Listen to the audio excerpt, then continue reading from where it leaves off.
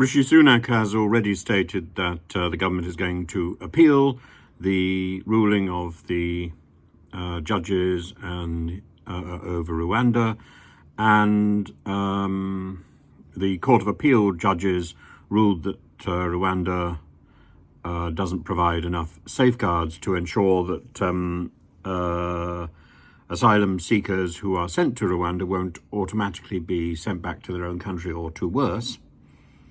And I'm sure they're mindful of the 12 or 13 people who were killed in Rwanda in 2018 and other allegations and rumours that haven't made it into the British press.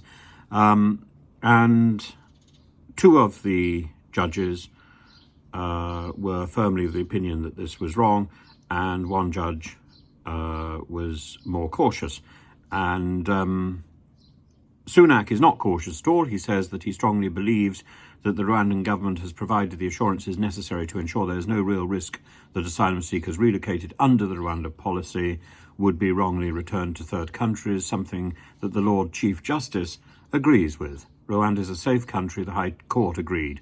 The UNHCR have their own refugee scheme for Libyan refugees in Rwanda.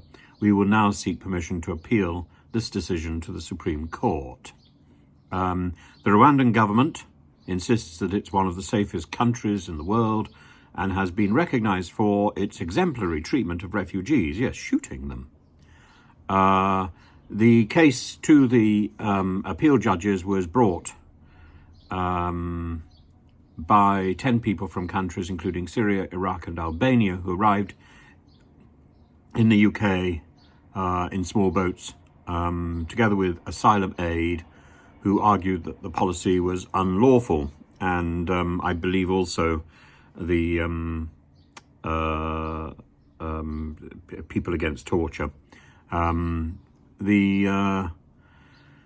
High Court has backed the government's policy on an earlier hearing, but the scrutiny running to many pages of legal text will need to be looked at very carefully by the government and considered before they move on. But they do have to move on quickly if they're going to get a judgment before, let's say, September, October, November.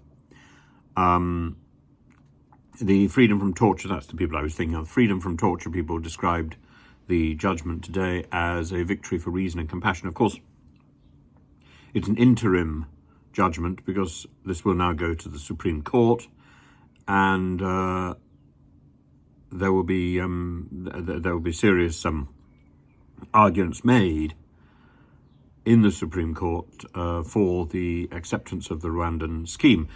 At the same time, I think we need to note that the House of Lords will be influenced in their debate today by the judgment today, and they are discussing precisely the Rwanda scheme today. So we'll see what they have to say as well, because this may be legally and politically scuppered in one day.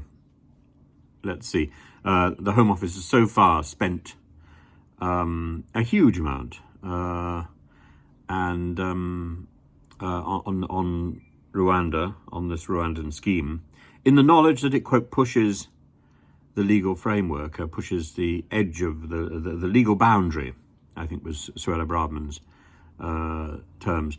And the claim that the Home Office is spending £7 million a day on hotel accommodation is simply because it hasn't done its job and hasn't cleared its backlog. And that is a determination not to do its work based on the hostile environment that Theresa May set up. And I don't see that changing in the immediate future. And the plan to recruit more staff for the Home Office is a pie-eyed plan that Suella Braverman has admitted in a select committee meeting. The aim to have so many people in place by September is frankly not realistic. We need to keep recruiting people for the Home Office, and we need to break that backlog and then we need to look at this problem of migration internationally rather than nationally.